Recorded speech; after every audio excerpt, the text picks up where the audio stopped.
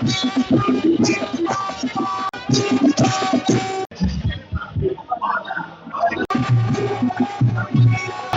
এই যে আর্জেন্টিনা মিছিল দেখতে আসছি, এরা যে যে পরিমাণে যে সমর্থন আছে, আমার মনে হয় এদের যে পরিমাণের জামাইয়ের সংখ্যা আরো বেশি আছে।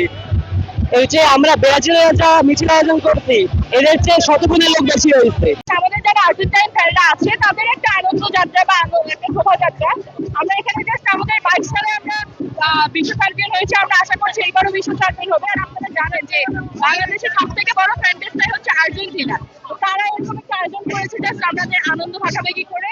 কালকে যেহেতু আমাদের প্রথম ম্যাচ, এটার জন্য আমরা স্বল্প সময় আর কি শোভাযাত্রাটা আয়োজন করি। যদি আমি আর্জেন্টিনা সাপোর্ট করি না, মানে যে আনন্দটা হচ্ছে, আই রেসপেক্ট ইট, ভালো লাগতেছে, একটা ওয়ার্ল্ড কাপের আমেজের মতো লাগতেছে। যাই হোক, যে আর্জেন্টিনা হোক ব্রাজিল বা ওদের লেগেছে ভালো লাগে। আই অলওয়েজ যখন থেকে মানে ওরা বিশ্বকাপ জিতা শুরু করছে বা ওদের খেলার যে স্টাইলটা এন্ড অল সবকিছু, ফার্স্ট ম্যাচ দেখার পর আমি বিনির ফ্যান হয়ে গেছি ফর শিওর। আর এমনি তো নেইমার ইজ অলওয়েজ। ব্রাজিল সাপোর্টারদেরকে একটা কথাই বলবো, আর্জেন্টিনা তো আর্জেন্টিনাই, ব্রাজিলের সাথে তুলনা হয় না। দিন শেষে 7 আপ খেয়ে তাদের ঘুমাই থাকতে হবে।